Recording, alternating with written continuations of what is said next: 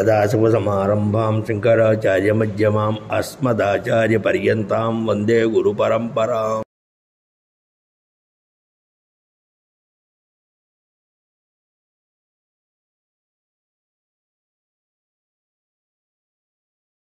నమః. మహాకాళీ, మహాలక్ష్మి, మహాసరస్వతి, మహాత్మిప్రదేవతాయై నమః. క్రితం జరిగినటువంటి ఉపాఖ్యానంలో భగవంతుడు ఎంతటి కరుణాసముద్రుడు, ఎంత వాత్సల్యం కలిగినటువంటి వాడు, జీవుల్ని ఉద్ధరించడానికి ఆయన ఏ విధమైనటువంటి అనుగ్రహాన్ని యావద్లోకాలకి కలగజేశాడు అనేటువంటి శ్రీమద్దేవీ భాగవత ఉపాఖ్యానాన్ని ప్రారంభిస్తూ ఉపోద్ఘాతగా నిన్న చెప్పవలసిన ఉపోద్ఘాత వాక్యాల్ని చెప్పడం జరిగింది. ఈరోజు శ్రీమద్దేవీ భాగవత మాహాత్మ్యాన్ని చెప్పడం జరుగుతుంది. ఇది సుమారు 4 అధ్యాయాల్లో దేవీ భాగవత మాహాత్మ్యాన్ని చెప్పడం జరిగింది. దాని ముందు మనం చాలా విశేషంగా గుర్తుంచుకోవాల్సినటువంటి, మనం తెలుసుకోవాల్సిన విషయాలు 2 ఉన్నాయి. ఒకటి, భూలోకంలో ఏ వాంగ్మయం ప్రచారమైందన్నా, ఏ మంత్రం ప్రచారమైందన్నా, ఏ మంత్రం, ఏ ధర్మం, ఏ పురాణం, ఏది, సమస్త వాంగ్మయం అంతా కూడా చాలా ఆశ్చర్యకరంగా జగన్మాత అయినటువంటి ఆ పార్వతీదేవి ప్రశ్నించినట్టు, జగత్పతి అయినటువంటి పరమేశ్వరుడు మనకి దాన్ని అమ్మవారి ద్వారా లోకాలకు అందించినట్టు మనకి కనపడుతూ ఉంటుంది. దాన్ని అంటుంటారు పార్వతీ పప్రచ్ఛ ఈశ్వరో వాచ. ఆవిడ అడగడం, భగవంతుడు చెప్పడం. అందువలన ఆయ దంపతులైనటువంటి శివపార్వతులకి మనం సర్వకాల సర్వావస్థల యందు రుణపడి ఉన్నట్టు లెక్క. అంతకంటే ఈ రుణం ఎలా తీర్చుకోవాలండి అన్నారు. ఎప్పుడూ కూడా ప్రతి జీవుడు, ప్రతి ఎవరైనా సరే మనం రుణత్రయగ్రస్తులం. మనకి 3 రుణాలు ఉంటాయి. అందుకే రుణత్రయ విముక్తి అయిన అంటూ ఉంటారు అమ్మవారి మంత్రాల్లో. 3 రుణాల నుంచి మనం విముక్తిని పొందాలి. మొదటి రుణం దేవతా రుణం, రెండో రుణం ఋషి రుణం, మూడో రుణం పితృరుణం అని 3 రుణాలు ఉంటాయి మనకి. ఈ రుణగ్రస్తమై ఉంటాం. అటువంటి రుణగ్రస్తమైనటువంటి పరిస్థితుల్లో శివపార్వతులకి అంటే భగవంతుడు మనం రుణపడి ఉన్నాం. ఎందుకు అంటే అపార వాంగ్మయాన్ని కైలాసంలో ఆవిడ ప్రశ్నించినట్టు, పరమేశ్వరుడు సమాధానం చెప్పినట్టు, అది రామాయణం కావచ్చు, భాగవతం కావచ్చు, లేదా ఏ వాంగ్మయమైనా సరే పార్వతీ ద్వారా పరమేశ్వరుడు లోకానికి అందించడం జరిగింది. ఇటువంటి భగవంతుడికి ఆ భగవద్ రుణం ఎలా తీర్చుకోవాలండి? రెండోది, ఇంకో మాట మాట్లాడితే అందమైన శరీరాన్ని ఇచ్చాడు భగవంతుడు. దాని తగ్గట్టుగా ఇంద్రియాలన్నీ పనిచేసే విధానం ఉంది, ఒంట్లో శక్తి ఉంది, ఇంద్రియాల పటుత్వం ఉంది. మరి ఇంతటి ఆలోచనా శక్తిని భగవంతుడు ఇచ్చాడు. ఇంతటి అద్భుతమైనటువంటి ఒక ఉపకారం చేసినటువంటి పరమాత్మకు మరి ఎలా రుణం తీర్చుకోవాలి అంటే భగవన్నామ సంకీర్తనం, భగవత్ చరిత్ర వినడం, భగవన్నామాన్ని మనం ఎప్పుడూ కూడా మననం చేయడం అనేటువంటిది చాలా అవసరమైనటువంటి విషయం. ఈ విధంగా మన భగవంతుడు రుణం తీర్చుకోవచ్చు. దేవ రుణం తీరుతుంది. ఋషి రుణం ఎలా తీరుతుందయ్యా అన్నాడు. అందుకనే పెద్దలంతా కూడా భగవ రుణానికి దేవస్థానానికి వెళ్ళడం, ఉదయం పూట భజనలు చేయడం. ఇప్పుడు మనం మర్చిపోయాం కానీ వెనకటి రోజుల్లో సుప్రభాత పూజ ఉండేది. ఆ సుప్రభాతానికి అందరూ వెళ్ళి, ఆ ఊళ్ళో ఉన్నవాళ్ళంతా వెళ్ళి సంకీర్తనం చేసేవాళ్ళు. ఆ సంకీర్తనం ద్వారా ఉదయాన్నే భగవన్నామాన్ని స్మరిస్తూ వాళ్ళ జీవితాన్ని ప్రారంభించేవాళ్ళు. ఆధునిక కాలం పరిగెడుతున్నాం, దేని వరకు పరిగెడుతున్నామో మనకే తెలియదు. అందువల్ల ఏదో చేతనైనప్పుడు, ఎప్పుడో మనకి వీలున్నప్పుడు భగవన్నామాన్ని చేస్తే భగవద్ రుణం తీరుతుంది. మరొకటి రుణం గురు రుణం అని చెప్పాను, ఋషి రుణం. ఈ ఋషి రుణం ఎలా తీరుతుంది? ఋషి రుణం అన్నా గురు రుణం అన్నా ఒకటే. ఎలా తీరుతుంది అయ్యా అంటే, గురువు ఏదైతే మనకి ఉపదేశం చేశారో, ఋషులు ఏదైతే మనకి అపారమైనటువంటి మంత్రాలు కావచ్చు, అపారమైన విజ్ఞానం కావచ్చు, ఇదంతా వాళ్ళు మనకు అందించారు. ఆ అందించినటువంటి విషయాన్ని మనం తర్వాత తరాలకి చెప్పడం, తర్వాత తరాలు దానికి అందించడం, తర్వాత తరాలకి చెప్పడం, తర్వాత తరాలని మళ్ళీ మనం తయారు చేయడం వల్ల ఏమో ఋషి రుణం తీర్చుకున్న వాళ్ళు అవుతాం. అంటే ఇవి రెండు రుణాలు కూడా స్వయంగా మనం తీర్చుకోవచ్చు. ఇక మూడో రుణం ఏమిటంటే పితృణం. పితృణం ఎలా తీరుతుందయ్యా? ఈ పితృణం తీరకపోతే, రుణత్రయం విముక్తి కాకపోతే మనకు మోక్షం రాదు. చాలామంది కూడా మాకు పెళ్ళిళ్ళు వద్దు, మేము పెళ్ళిళ్ళు చేసుకోము.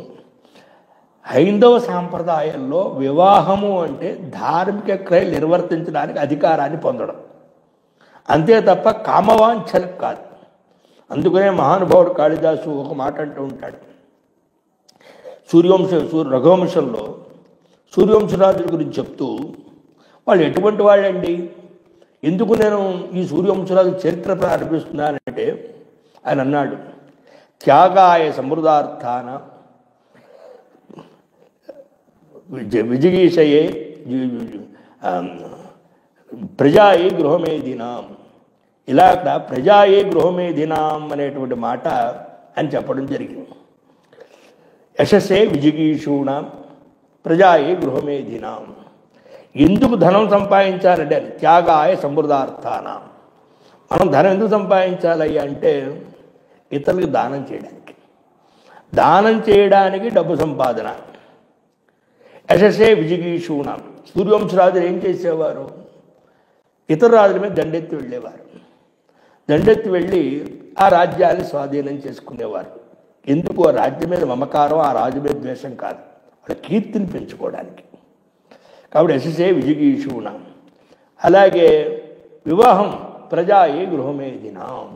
కేవలం సంతానం కోసం వివాహం చేసుకునేవాడు తప్ప కామవాంఛ కోసం కాదు అని కాళిదాసు ఇటువంటి ఉన్నత గుణాలు కలిగినటువంటి వాళ్ళు. కాబట్టి ఈ రఘుగుణామన్వయం వక్షి అని చెప్పి అక్కడ మనకి రఘువంశంలో ఆయన అనేక ఒక 16 గుణాలు సూర్యవంశం గురించి చెప్తాడు. అవన్నీ మనం తర్వాత కాలక్రమంలో చూడొచ్చు. అందువల్ల ఈ రుణత్రయం విముక్తి అయితే తప్ప మనకి ముక్తి కలగదు.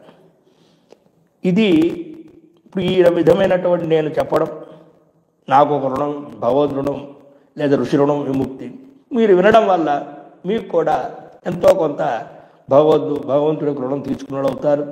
విన్నది మీకు నచ్చితే, ఇగో ఇవాళ ఈ విషయం చెప్పారు, ఈ విషయం ఇలా వచ్చింది అని పక్క వాళ్ళతో చర్చించినప్పుడు వాళ్ళకు కూడా మీరు విషయాన్ని అందించిన వాళ్ళు అవుతారు. కాబట్టి ఋషి రుణం తీర్చుకునే అవకాశం మీకు కూడా ఏర్పడుతుంది. కాబట్టి ఎట్టి పరిస్థితుల్లో కూడా హిందూ సాంప్రదాయంలో వివాహం అంటే అది ధార్మిక క్రియలు నిర్వర్తించడానికి తప్ప భోగానికి కాదు. ఇవన్నీ కూడా మనకి వింటూ ఉన్నప్పుడు, తెలుస్తూ ఉన్నప్పుడు వస్తుంది. ఇవాళ మరి ఇటువంటి విలువలతో కూడుకున్నటువంటి జీవితాలని ఆధునికమైన వ్యక్తులకి అర్థం కాకపోవడం వల్ల వాళ్ళు దీన్ని చాలా తక్కువగా చూస్తున్నారు. దయవుంచి ఈ కొన్ని విషయాల్ని మనం చాలా కూలంకషంగా, చాలా నిశితీకరంగా పరిశీలన చెయ్యాలి. అది చేస్తారని చెప్పి ఆశిస్తున్నాను. రెండోది ఏమిటయ్యా అంటే, పార్వతి బప్రచ్చ ఈశ్వరోవాచ అని మాట అయిపోయిన తర్వాత అసలు ఈ ఉపరాణాలన్నీ చెప్పింది ఎవరు, ఎక్కడ చెప్పారు? భూలోకంలో. కాబట్టి ఇవన్నీ ఎక్కడ చెప్పారు, ఎవరు చెప్పారు అంటే, ఇదంతా కూడా సూత మహర్షుల వారు నైమిషారణ్యంలో సౌనకాదుల ప్రశ్న వేస్తే వారు చెప్పినట్టుగా వస్తుంది. ఇవన్నీ నైమిషారణ్యంలో చెప్పబడి ఉన్నాయి. సూతుల వారు ప్రశ్న వేస్తారు. సూతుల వారు అక్కడ వక్త. శ్రోతలు ఎవరయ్యా అంటే సౌనకాది మహనీయులంతా కూడా మహానుభావులు అంటారు. ఋగ్వేద సౌనక, అతను సౌనకుడు అంటే ఋగ్వేదమని, ఆయనకి బ్రహ్మాండమైన అనేక బిరుదులు ఉన్నాయి. సౌనకుల వారు సౌనక మహర్షి కుమారుడైన సౌనక మహర్షులు అంటారు. ఈయనకి బ్రహ్మాండమైనటువంటి బిరుదు కూడా ఉంది ఈయనకి. ఆ బిరుదులన్నీ కూడా వాళ్ళు చేసిన కర్మలు బట్టి వచ్చాయి తప్ప ఎవరో ఇచ్చింది కాదు. ఈయనకి ఉన్న బిరుదుల్లో చాలా ముఖ్యమైనది, అద్భుతమైనది ఏమిటయ్యా అంటే ప్రతిరోజు కూడా ఆయన అసాధారణమైనటువంటి శాలలు నిర్మాణం చేసి 1,00,000 మందికి, ప్రతిరోజు 1,00,000 మందికి ఆయన భోజనం పెడుతూ ఉండేవాడు. అందుకే అలా భోజనం పెట్టడం వల్ల ఈయనకి అంతకంటే గొప్ప ధనవంతుడైనటువంటి, అంతకంటే గొప్ప దాత అయినటువంటి, అంతకంటే గొప్పవాడైనటువంటి వ్యక్తి లేడు అని చెప్పి ఆ రోజుల్లో కీర్తిస్తూ ఉండేవాడు. అటువంటి సౌనక మహనీయులంతా కూడా నైమిషారణ్యంలో ఉండడం, వాళ్ళు మరి ప్రశ్న వేయడం, ఆ ప్రశ్నకి సమాధానంగా సూతుల వారు అనేకమైన 18 పురాణాలు, 18 ఉపపురాణాలు, భారతం, భాగవతం ఇవన్నీ కూడా నైమిషారణ్యంలో ఆవిర్భావం చెందాయి. అటువంటి ఆ అపార వాంగ్మయంలో మనం ప్రస్తుతానికి శ్రీమద్దేవీ భాగవతం అనే గ్రంథాన్ని తీసుకోవడం జరిగింది. దాంట్లో మొట్టమొదటిగా మరి మహాత్మ్యం గురించి మనం మాట్లాడుతూ అమ్మవారిని స్తుతిస్తున్నారు. ఈ ప్రారంభంలో సృష్టో యా సద్గరూప జగదవన విధౌ పాలనీయాచ రౌద్రీ సంహారే చాపి యస్యాః జగదిదమఖిలం క్రీడనం వ్యాపరాఖ్యా. అమ్మవారికి జగత్తంతా ఏమిటయ్యా అంటే క్రీడా ప్రాంగణం, ఒక ఆట వస్తువు కింద లెక్క ఆవిడికి. సృష్టోయా సర్గరూప, ఏదైతే అపారమైనటువంటి ఈ చతుర్దశ భువన భాండాలు సృష్టింపబడుతున్నాయో, సృష్టింపబడుతున్నప్పుడు ఆవిడ జగదవన విధౌ, ఆ సృష్టింపబడుతున్నప్పుడు ఆవిడ ఏమంటారయ్యా అంటే బ్రాహ్మిణి అంటే బ్రహ్మస్వరూపిణి అంటారు. పాలిని యాచ రౌద్రి, పాలన చేసినప్పుడు ఆవిడ వైష్ణవి అంటారు. అలాగే మళ్ళా దాని లయ సంహారం చేస్తున్నప్పుడు రౌద్రి అంటే వైష్ణవి, బ్రాహ్మణి, రౌద్రి ఆయా సందర్భాలను బట్టి, ఆ క్రియాకలాపాలను బట్టి ఆవిడికి ఆ విధమైనటువంటి నామకరణం చేయడం. క్రీడనం వ్యాపరాఖ్య, అమ్మవారికి ఇదంతా కూడా క్రీడా ప్రాంగణం. అందువల్ల సృష్టి స్థితిలయకారిణి అని అమ్మవారి గురించి చెప్తూ ఉంటారు. సృష్టి సమయంలో బ్రాహ్మిణి, పాలన సమయంలో వైష్ణవి, అలాగే సంహార సమయంలో ఆవిడ రౌద్రిగా పిలువబడుతూ ఆ త్రిపుర స్వరూపుడైనటువంటి మహాత్రిపుర సుందరి విరాజిల్లుతూ ఉంది.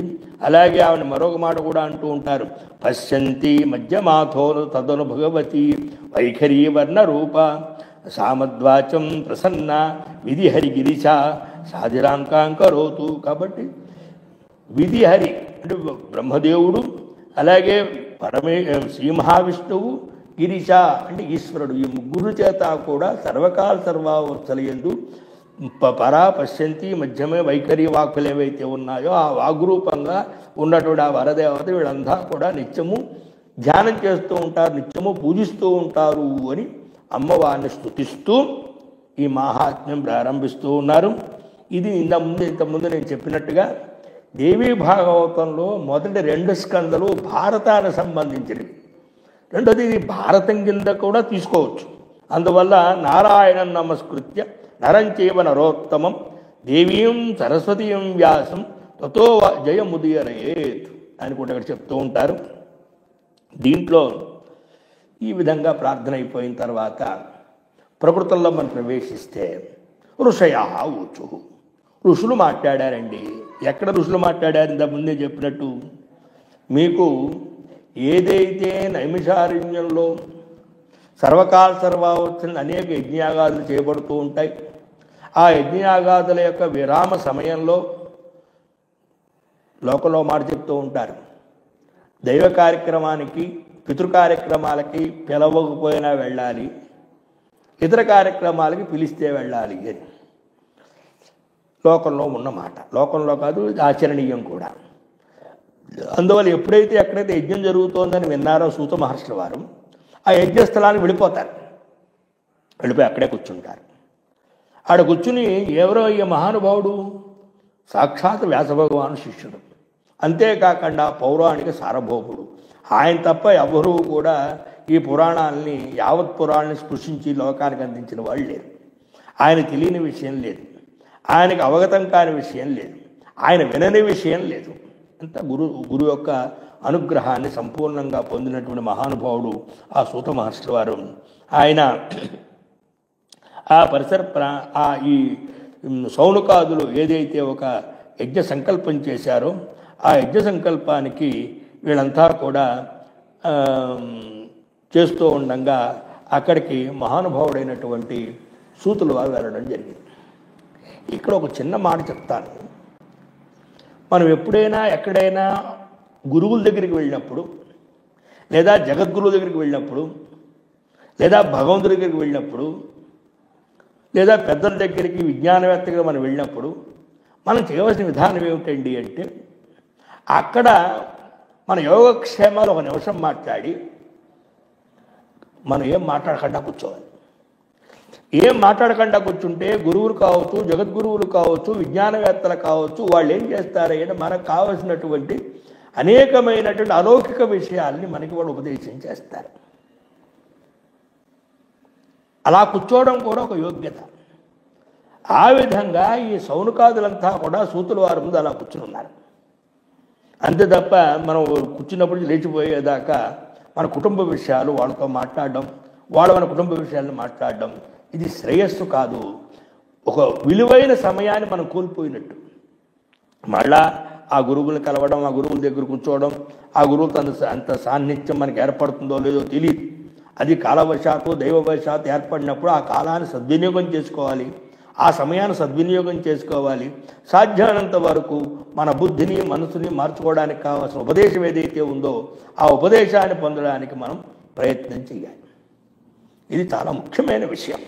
మన జ్ఞాన దగ్గర కానీ పెద్ద దగ్గరికి వెళుతున్నప్పుడు ఏదో మరీ లౌకిక విషయాలు మాట్లాడద్దని కాదు, ఏదో కాసేపు మాట్లాడి మిగతావి మనం ఉద్ధరించుకోవడానికి ఏ విధమైనటువంటి ఉపాయాలు కావాలో ఆ ఉపాయ సముపార్జన చేయాలి. అదే ఈ నైమిషారణ్యంలో సౌనకాదులు సూత మహర్షులు లాంటి మహనీయులు రావడం చేత, సత్పాత్రులు కావడం చేత అనేక విషయాలు తెలిసిన వారు కాబట్టి అటువంటి వాళ్ళ చేత వాళ్ళంతా కూడా చెప్తారు. సూత జీవ సమాబక్వీ యస్వం శ్రావయసీహ నః కథా మనోరాహ పుణ్యా వ్యాశిష్య మహామతే. నాయన ఓ సూత మహర్షి, నువ్వు అనేక సంవత్సరాలు ఇంకా జీవించి ఉండాలి.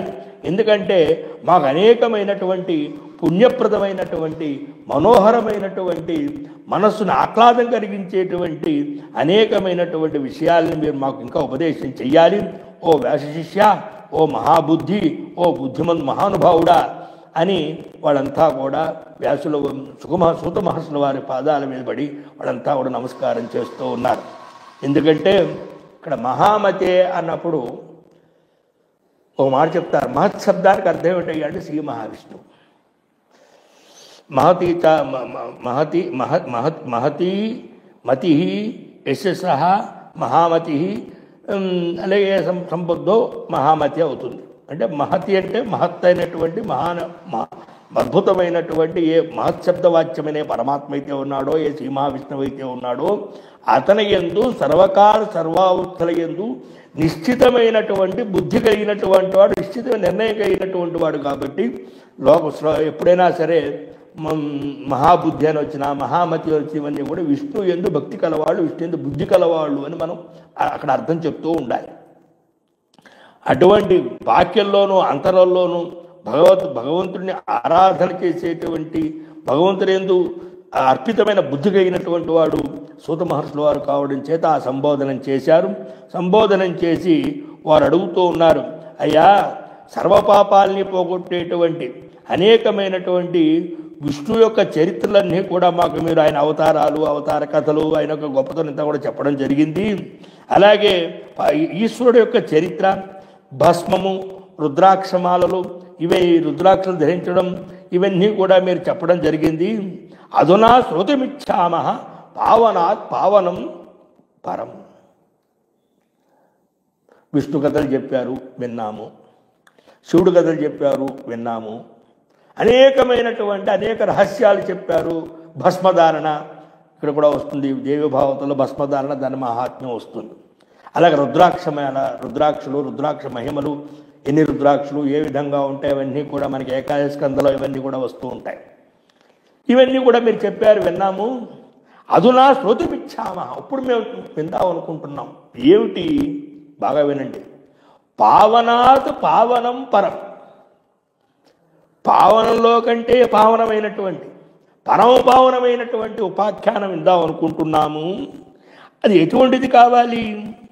నృణాం అనాయాసేన సర్వశః, మానవులకి సునాయాసంగా భుక్తి ముక్తి ప్రదం, భుక్తిని ముక్తిని ప్రసాదించేటువంటి ఏదైతే పరమపావనమైనటువంటి పరమైన ఏదైతే ఉపాఖ్యానం ఉంటుందో, ఏ చరిత్ర అయితే ఉంటుందో దాని విందామని కోరికగా ఉంది స్వామి.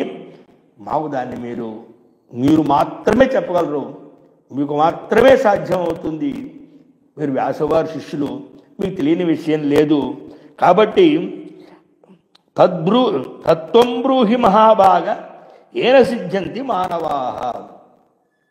మానవులంతమంది కూడా ఏది వింటే వాడు సిద్ధులవుతారు, ఏది వింటే వాళ్ళ జన్మ చరితార్థం అవుతుందో, ఏది వింటే వాళ్ళ జన్మ పావనం అవుతుందో, ఏది వింటే మళ్ళా వాళ్ళకి సద్బుద్ధి కలిగి ఆ సద్బుద్ధి వల్ల నిర్మలాంతఃకరణ కలిగి జ్ఞానం కలిగి ముక్తిని పొందుతారో అటువంటి పరమపావన రహస్యమైనటువంటి ఉపాఖ్యానం మాకు చెప్పండి. ఎందుకంటే రాబోతుంది కలియుగం. కలి స్వభావం ఏమిటంటే కళావి పరం త్వత్త నవిద్మహ సంశయచ్చిదం. కాబట్టి కలియుగం ప్రవేశిస్తున్నప్పటికీ కూడా మా సందేహాల్ని పోగొట్టేటువంటి సమర్థత ఎవరికీ లేదండి, మీకు మాత్రమే ఉంది. అందువల్ల ఆ కలిపురుషుడు ఏది జీవులు మానవులు ఏది చెయ్యాలో దాన్ని ఆచరించే బుద్ధి లేకుండా, ఏది చేయకూడదో దాని యందు బుద్ధి కలిగేట్టుగా కలిపురుషుడు వాళ్ళని చోదనం చేస్తూ ఉంటాడు. ఆ కలిపురుషుడు బాధ లేకుండా మనం ఉద్ధరించబడేటువంటి అద్భుతమైన ఒక ఉపాఖ్యానం మాకు చెప్పండి అంటే, ఇది ప్రాచీన సాంప్రదాయంలో శిష్యుడు వచ్చి నాకేదో అర్థం కాలేదు చెప్పండి అంటే, అలాగా నాయన దా కూర్చో అని కూర్చోపెట్టుకుని గురువు అంతా కూడా ఇంకా విశదీకరంగా చెప్తారు. ఇది మేమంతా అనుభవించి ఉన్నాం. మా గురువులు మహానుభావులు వీళ్ళంతా కూడా వాళ్ళ ముఖంలో ఉన్నటువంటి ముద్ద కూడా తీసి మా నోట్లో పెట్టే విధంగా వాళ్ళు మాకు విద్యాభ్యాసాలు చేసి చెప్పారు. ఎంతో ఉన్నతంగా వాళ్ళు జీవించారు, ఎంతో ఉన్నతంగా మాకు ఆ ఉన్నత భావాలు నేర్పడానికి ప్రయత్నం చేశారు. ఎంత వచ్చాయో తెలియదు కానీ వాళ్ళు ఆ విధంగా ప్రయత్నం చేశారు. ఎప్పుడైతే శిష్యుడు ప్రశ్న అడిగితే గురువుకి ఎక్కడ లేని ఆనందం వస్తుంది, ఎక్కడ లేని సంతోషం కలుగుతుంది. ఎందుకంటే భాగవతంలో చెప్తాడు, ప్రశ్న వేసినటువంటి వాడు, చెప్పినటువంటి వాడు, ఆ ప్రశ్న విన్నటువంటి వాడు ముగ్గురు కూడా పునీతులవుతారయ్యా, వాళ్ళు పవిత్రులు అవుతారు అని శ్రీమద్ భాగవతంలో ఆ విష్ణు తాలూకు ప్రశ్న వేస్తున్నప్పుడు ఒక చోట చెప్తారు. అలాగా ప్రశ్న భయంగానే సూతుల వారు అన్నారు, సాధు పృష్టం మహాభాగా లోకానాం మితకామ్యయ సర్వశాస్త్రస్య యత్సారం తద్వహ వక్ష్యామి అశేషత. ఆయన చాలా మంచి ప్రశ్న వేశారురా, చాలా అద్భుతమైన ప్రశ్న వేశారు. మీరు వేయవలసిన ప్రశ్న వేశారు, వేయవలసిన సమయంలో వేశారు. ఎంతో సర్వశాస్త్రస్య యత్సారం, ఏదైతే సకల శాస్త్రాలు దేని ప్రతిపాదన చేస్తున్నాయో, సకల శాస్త్రాలు దేన్ని చెప్తున్నాయో, సకల శాస్త్రాల్లోనూ ఏది సారమో, అంటే సారం అంటే బలం. అన్ని శాస్త్రాలు అందరూ అన్నీ చదవలేదు, విద్య అనంతమైంది, అన్ని అనంతమైనవి. అవన్నీ కూడా మనకన్నీ కూడా అవన్నీ అభ్యాసం చేసే వయస్సు లేదు, ఆయుర్దాయము లేదు, మనకంతా వెసులుబాటు మనకు ఉండదు. వాటిలో సారం అంటే బలం, ఏది వింటే జన్మ చరితార్థం అవుతుందో తద్వహ వక్ష్యామి అశేషత, ఖచ్చితంగా అది నేను మీకు చెప్తాను, వినండి. పావనాత్ పావనం పరం, పావనాల కంటే పావనమైన పరమైన ఉపాఖ్యానం మీకు చెప్తాను. ఈ ఉపాఖ్యానం ఎటువంటిదయ్యా అంటే సకల శాస్త్ర సారము అంటూ, తావత్ గర్జంతి తీర్థాని పురాణాని వ్రతాని చ యావన్న శ్రూయతే సమ్యక్ దేవీభావతం పరై. నాయన పుణ్యక్షేత్రాలు అనుకుంటూ ఉంటాయట, మేము చాలా గొప్పవాళ్ళం, మనకి చాలామంది భక్తులు వస్తున్నారు. తావత్ గర్జంతి తీర్థాని, తీర్థాలంటే పుణ్యక్షేత్రాలు గర్జన చేస్తూ ఉంటాయిట. ఆహా, ప్రయాగ నేను చాలా గొప్పదాన్ని, కాశీ నేను చాలా గొప్పదాన్ని, నైమిషారణ్యం నేను చాలా గొప్పదాన్ని, తిరుపతి నేను చాలా గొప్పదాన్ని, విజయవాడ దుర్గ నేను చాలా గొప్పదాన్ని అని ఏ తీర్థానికి ఆ తీర్థం అవి మేము గొప్ప మేము గొప్ప మేము గొప్ప అనుకుంటూ ఉంటాయిట. పురాణాన్ని వ్రతానిచ, అన్ని పురాణాలు మార్కండే పురాణం నేను చాలా గొప్పదాన్ని. అదేంటండి నోర్లు ఎలా అనుకుంటాయి? ఇదే ఇక్కడ గమనించుకోవాల్సిన విషయం ఏంటంటే హైందవ సాంప్రదాయంలో ప్రతి చరాచరాత్మక ప్రతి వస్తువు కూడా చైతన్యం ఉంటుంది, అధిష్టాన దేవత ఉంటుంది. అధిష్టాన దేవత వాళ్ళ గొప్పలు చెప్పుకుంటూ ఉంటారు, మేము చాలా గొప్ప బ్రహ్మాండంగా ఉన్నాం. యావన్న శ్రూయతే సమ్యక్ దేవీ భాగవతం నరై, ఎంతవరకు దేవీ భాగవతం అనే పరమ గ్రంథం ఆ మానవుల చెవి దగ్గరికి చేరదో అంతవరకే తీర్థాలు వ్రతాలు క్షేత్రాలు సమస్తమైనవి కూడా మేము గొప్ప అనుకుంటాయి. ఎప్పుడైతే భక్తి శ్రద్ధలతో ఎవరైతే దేవీ భాగవతాన్ని శ్రవణం చేస్తారో అవన్నీ కూడా అబ్బెబ్బే మేము దేవీ భాగవతం కంటే గొప్పవాళ్ళం కాము, దేవీ భాగవతం అంటే ఉన్నతులం కాము, దేవీ భాగవతం అంటే ఉచ్చే స్థానంలో మేము లేము అని సిగ్గుపడతాయి నాయన. అటువంటిది తావత్ పాపాడవీనుడ క్లేశాద్ అదభ్ర కంటక యావన్న పరుషు ప్రాప్త దేవీ భాగవతాభిధ. బ్రహ్మాండం దట్టమైనటువంటి అరణ్యం అండి. అరణ్యాన్ని నరకడానికి ఏం కావాలి? గొడ్డలు కావాలి. అలాగే సమస్తమైనటువంటి మానవుల యొక్క పాపమనే అరణ్యం, ఈ పాపమనే అరణ్యాన్ని నరకడానికి ఏం కావాలి అంటే దేవీ భాగవతం అనే గొడ్డలి కావాలి. దేవీ భాగవతం అనే గొడ్డలితో, అందుకని చెప్తూ ఉంటారు అమ్మవారి యొక్క మంత్రాల్లో ఉంది, సంసార పగ్నిమద్ధర సముద్ధర పండితాయే నమః అంటూ, మన తర్వాత కుఠారికాయే నమః అని కూడా అమ్మవారి మంత్రాల్లో ఉంటుంది. కుఠారిక అంటే అక్కడ గొడ్డలి అంటే సమస్తమైనటువంటి సంసారం అనేటువంటి అరణ్యాన్ని ఛేదన చేయడంలో అమ్మవారు గొడ్డలు లాంటిది. నేను చెప్పాను పూర్వోపాఖ్యానంలో బుద్ధి స్వరూపుని పరదేవత. ఆ పరదేవత అనుగ్రహం ఉంటే బుద్ధి సక్రమంగా ఉన్నప్పుడు మనం ఏం చేయాలో ఏ విధంగా చేయాలో ఇవన్నీ కూడా మనకి ద్యోతకం అవుతూ ఉంటాయి. అందుకని ఇక్కడ అదే చెప్పారు, ఏమిటయ్యా అంటే దేవీ భాగవతం అనేటువంటి పరుసు అంటే గొడ్డలితో సమస్తమైనటువంటి పాపమరణ్యాన్ని నరుక్కోవాలి. ఇటువంటిది గొప్పది నాయన, అద్భుతమైంది. చాలా మంచి ప్రశ్న వేశారు. మేము తావత్ క్లేశావహం రుణం ఉపసర్గ మహాతమ యావన్నోదయం యావతు నయోదయం ప్రాప్త దేవీ భాగవతోష్ణు. ఎంతవరకు అయితే దేవీ భాగవతం అనేటువంటి ఉష్ణము అంటే వేడి సూర్యుడు ఉదించడం అంతవరకే మానవులకి అనేకమైన క్లేశాలు ఉంటాయి. సూర్యుడు ఉదయించినంత వరకు అంధకారం ఎలా ఉంటుందో, దేవీ భాగవతం అనే సూర్యుడు ఆవిర్భావం చెందినంత వరకు కూడా ఈ క్లేశం అనేటువంటిది మానవులకు ఉంటాయి. ఒక్కసారి వాళ్ళ జీవితంలో ఎప్పుడైనా సరే మనసా వాచా కర్మణ ఎవరైతే ఈ దేవీ భాగవతాన్ని శ్రవణం చేస్తారో వాళ్ళంతా కూడా సమస్తమైన క్లేశాల నుంచి దూరమై ఆ పరదేవతానుగ్రహాన్ని పొంది జ్ఞానులై ముక్తిని పొందుతారు నాయన. అవశ్యంగా వినవలసినటువంటి ఉపాఖ్యానము అని ప్రశ్న వేయంగానే వారు అక్కడ మళ్ళీ అడుగుతారు. ఎప్పుడు ఏమడుగుతారంటే మనకి ప్రశ్నలు వేయడం తెలియదు కాబట్టి ఏమడగాలో మనకు తెలియదు. అందుకనే ఋషులే మళ్ళీ వాళ్ళు దాని తగ్గ ప్రశ్న వేసి దీనికి ఏమైనా విధి విధానాలు ఉన్నాయా, లేదా ఏమైనా ఎలా వినాలి, ఏం చేయాలి, ఏ వారం వినాలి, ఇలాగా ఋషయావుచు సూత మహాభాగ వదనో వదతాంవర కీదృశం తత్పురాణం విధివత్ శ్రవణేచక. కాబట్టి నాయన మీరు అంత గొప్పదైన అద్భుతమైనటువంటి సర్వక్లేశహారణమైనటువంటి ఏదైతే పురాణం ఉందన్నారో ఆ పురాణం ఏమిటండి? శ్రవణే విధిక. ఆ విధమైన పురాణం వినడానికి కావాల్సిన నియమాలు ఏమిటండి? ఏ నియమాలు చేయాలి, ఎలా వినాలి అని అడిగితే కతిభిర్వాసరేరేత శ్రోతవ్యం కించ పూజనం కిం కై మానవై శృతం పూర్వం కాన్ ఆమాన్ అవాప్నుయుడు. ఎన్ని రోజులు వినాలండి, ఏ విధంగా వినాలండి, ఏ విధంగా పూజించాలండి? పూర్వం ఎవరైనా ఈ పురాణం విన్నారా? వాళ్ళు ఏమైనా వాళ్ళ కోరికలు తీర్చుకున్నారా? మనం ఎటువంటి వాళ్ళం అంటే సత్యనారాయణ వ్రతంలో కూడా చెప్తారు, కిం ప్రయోజనం కిం ఫలం. మనకి ప్రయోజనము ఫలము లేకపోతే మనం ప్రవర్తించాం. అసలు లౌకికమైనటువంటి భగవద్విషయకమైన ఏ పని చేస్తున్నా అక్కడ ఎప్పుడు కూడా ఒక అలౌకిక ప్రయోజనం ఉంటుంది, జన్మరాహిత్యం అనే ప్రయోజనం. అది మనకు అక్కర్లేదు. మనకి కంటికి కనపడాలి మన ప్రయోజనాలు ఏమిటాయి అంటే పిల్లకి పెళ్ళి అవ్వాలి, పిల్లవాడికి చదువు రావాలి, లేదా భార్య అనుకూలంగా ఉండాలి, లేకపోతే ఇంకా నేను 4 కార్లు కొనుక్కోవాలి.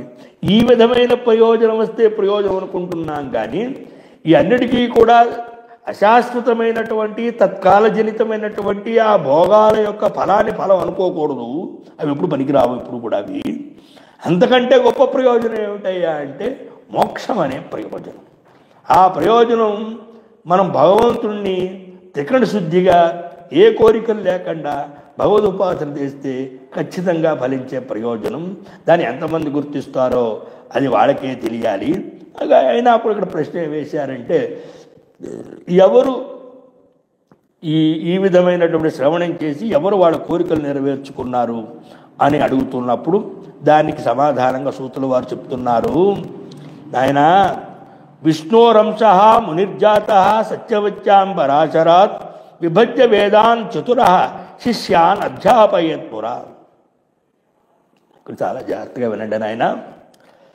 కలియుగంలో రాబోయేటువంటి మానవుల జీవితం వాడి ఆయుర్దాయం చాలా అల్పం కాబట్టి చాలామంది కొన్ని ప్రశ్నలు వస్తూ ఉంటాయి.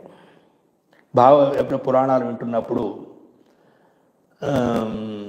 హిరణ్యాక్షుడు 10,000 సంవత్సరాలు తపస్సు చేశాడు, లేదా 40,000 సంవత్సరాలు తపస్సు చేశాడు, లేదా రావణాసుడు 10,000 సంవత్సరాలు తపస్సు చేశాడు, లేదా మరొకళ్ళు ఎవరు 1000 సంవత్సరాలు తపస్సు చేశారు. అసలు మనిషి ఆయుర్దాయం 100 సంవత్సరాలే కదండి, 40,000 ఎక్కడి నుంచి వచ్చింది, 50,000 ఎక్కడి నుంచి వచ్చింది అని అనుకుంటూ ఉంటారు. మనం గుర్తించాల్సిన విషయం ఏమిటంటే, ఒక్కో యుగానికి ఒక్కొక్క ఆయుర్దాయం అండి మానవులకి. ఒక్కొక్క యుగానికి ఒక్కొక్క ఆయుర్దాయం. జాగ్రత్తగా వినాలి. కృతయుగంలో మొదటి యుగం కృతయుగం, త్రేతాయుగం, ద్వాపరయుగం, కలియుగం. కృతయుగంలో మనిషి యొక్క ఆయుర్దాయం ఎంత అంటే 1,00,000 సంవత్సరాలండి. కృతయుగంలో మనిషి ఆయుర్దాయం 1,00,000 సంవత్సరాలు. కృతయుగంలో ఉండేటువంటి ఋషులు కావచ్చు, అప్పుడు ఉండేటువంటి అసురులు కావచ్చు, లేదా యోగులు ఎవరైనా కావచ్చు, వాళ్ళు అన్ని 1000 సంవత్సరాలు తపస్సు చేశారంటే వాళ్ళ ఆయుర్దాయమే 1,00,000. ఇది ముందు గుర్తుంచుకోవాలి. యుగం మారితే ఆయుర్దాయం మారిపోతుంది, యుగం మారితే ధర్మాలు కూడా మారిపోతాయి. కృతయుగంలో మనం అందరం ఆ రోజుల్లో కృతయుగంలో అప్పుడున్నటువంటి 50 మంది మానవాళి ఆచరించిన ధర్మాలు మనుధర్మాలు. కృతవు మానవాహ ధర్మ అంటే మనుధర్మాలు, అంటే స్వయంభూ మను ఆయన మనుధర్మాలు కృతయుగంలో ఉన్నాయి. త్రేతాయుగం వచ్చేటప్పటికి దానికి దశాంశం అంటే 10,000 సంవత్సరాల ఆయుర్దాయం. చూసారా, ఆయుర్దాయం తగ్గింది.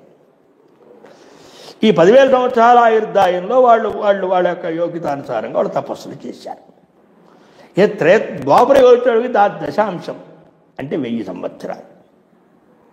1000 సంవత్సరాల ఆయుర్దాయం ద్వాపరయుగంలో. అందుకనే ద్వాపరయుగంలో అత్యంతమైనటువంటి వృద్ధుడు ఎవరయ్యా అంటే భీష్మ పితామహుడు. అత్యంత చిన్న యువకుడు ఎవరయ్యా అంటే అభిమన్యుడు. అభిమన్యుడు గతించాడు.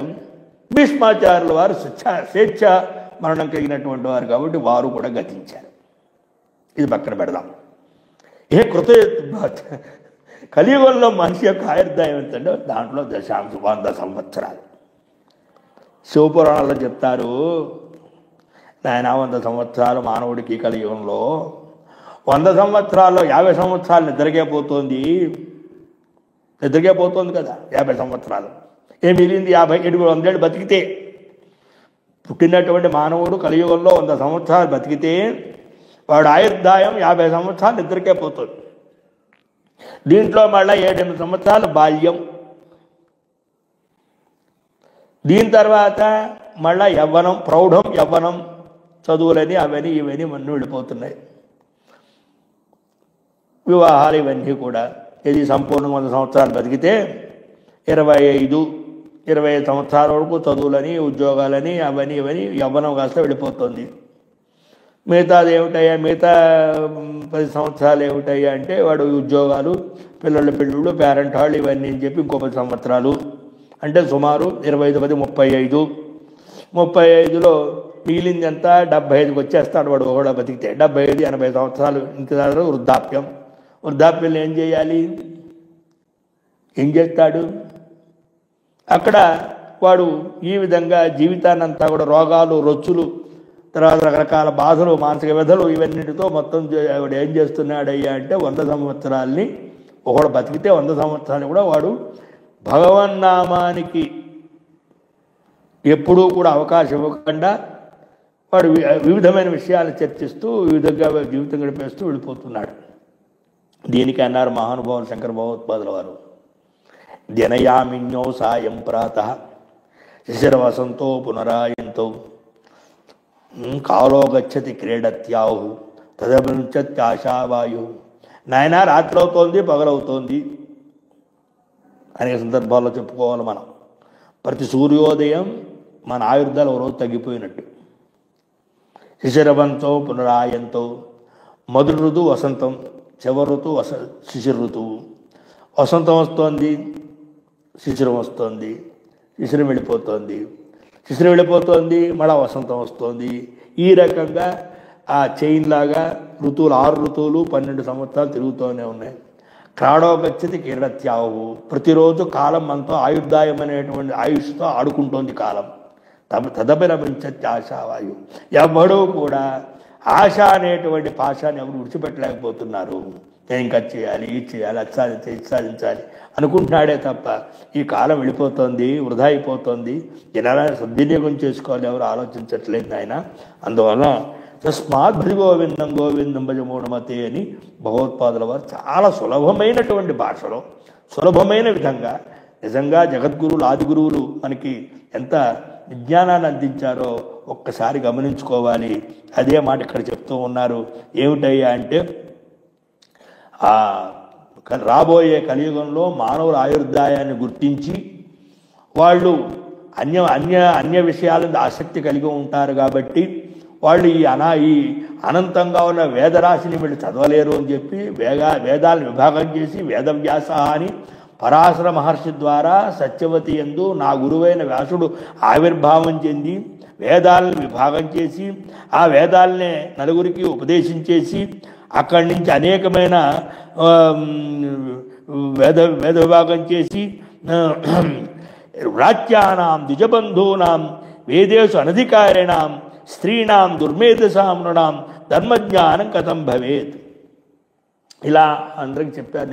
నేను ఇతపూర్వం ఉపాఖ్యానంలో ఉత్తమాధికారులు వాడు వేదాలు చదువుకున్నారు, వేదార్థాలు చదువుకున్నారు, శాస్త్రాలు చదువుకున్నారు, అన్నీ చదువుకున్నారు. వాడు విజ్ఞానవేత్తలు, వాడు బాగానే ఉంటుంది. అదే చెప్పాడు. ద్విజబంధువులు వేదేషు అనధికారిణాం స్త్రీణాం దుర్మేధసాం నృణాం.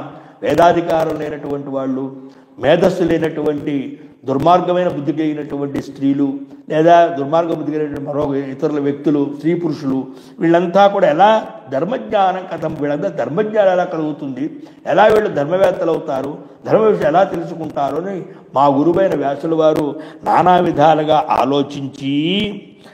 ఆలోచించిన మహానుభావులు పురాణ సంహితం దద్యో తేషాం ధర్మ విదిత్సయా. ఎంత మనస్సుతో విచారణ చేసి ఓహో ఈ వేదాంగాల్ని అభ్యాసం చేసేటువంటి అధ్యయనం చేసే అధికారం లేని వాళ్ళ కోసం నేను ఏదో నిర్మాణం చేయాలని చెప్పి పురాణ సంహితాం దద్యో తేషాం ధర్మ విదిత్సయా. వాళ్ళు ధర్మం తెలుసుకోవాలనే కోరికతో వాళ్ళని ఉద్ధరించడం కోసం స్త్రీ శూద్ర ద్విజబంధువునాం వాళ్ళని ఉద్ధరించడం కోసం పురాణాల్ని మా గురువుగా నిర్మాణం చేశారు. ఆ పురాణాలు 18 పురాణాలు, దేవీ భాగవత పురాణం, భోగమోక్షద. ఆ 18 పురాణాల్లో ఇక్కడ 2 మాటలు ఉన్నాయండి. ఏం చెప్తారంటే శ్రీమద్ భాగవతం 18 పురాణాల్లో ఉంది, దేవీ భాగవతం లేదు అని ఒక వాదన ఉంది. దేవీ భాగవతం 18 పురాణాలు ఉంది, శ్రీమద్ భాగవతం లేదని మరొక వాదన ఉంది. ఇవన్నీ అస్తు, నేను సందర్భం వచ్చినప్పుడు ఏది ఉంది ఏది లేదో విచారణ చేసి మనం తెలుసుకుందాం. దాని తర్వాత ఆ విధమైనటువంటి ఆ 18 పురాణాలు 18 ఉపపురాణాలు నా గురు మామేవ అధ్యాపయామాస భారతాఖ్యానమేవచ. భారతం దగ్గర నుంచి ఆ 18 పురాణాలు ఇవన్నీ నా గురువు నాకు చెప్పారు.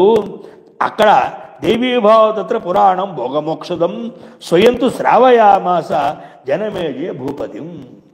ఈ దేవీ భాగవతం అనేది మా గురువుగారు స్వయంగా జనమేజయుడికి హస్తినాపురంలో చెప్పడం జరిగింది నాయన. ఇది చాలా గొప్పది, అద్భుతమైంది, ఇది చాలా అసాధారణమైంది. ఎందుకంటే జనమేజయుడి తండ్రి పరీక్షిత్ మహారాజు ఆయన తక్షకుడనే సర్పం చేత కాటువేయబడి చాలా బాధపడుతుంటే రాజ్ఞా భాగవతం సుతం. నేను ఇతర పూర్వోపాఖ్యానంలో చెప్పాను.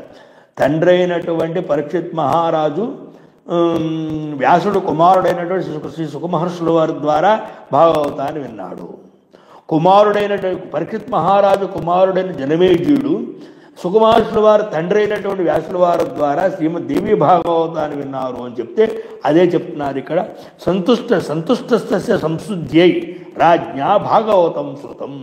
ఆ విధమైనటువంటి అద్భుతమైనటువంటి దేవీ భాగవతాన్ని తన యొక్క పాపప్రక్షాళన ఏం చేశాడో వస్తుంది భవిష్యత్తులో. ఆ విధమైన తన యొక్క అంతఃకరణ శుద్ధి కోసం, తన మనసు నెమ్మది కోసం జనమేజయుడు వ్యాసుల వారి ద్వారా, వ్యాస భగవానుడు ద్వారా ఈ దేవి భావం వినడం జరిగింది. ఎన్ని రోజులండి?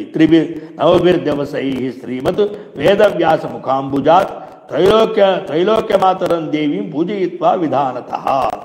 మొట్టమొదటిగా పరీక్షిత్ మహారాజు కుమారుడు జనమేజయుడు వ్యాసుల ద్వారా 9 రోజులు దేవి భాగవతాన్ని విన్నాడు. ఇది నవాహ్నిక దీక్ష అంటారు.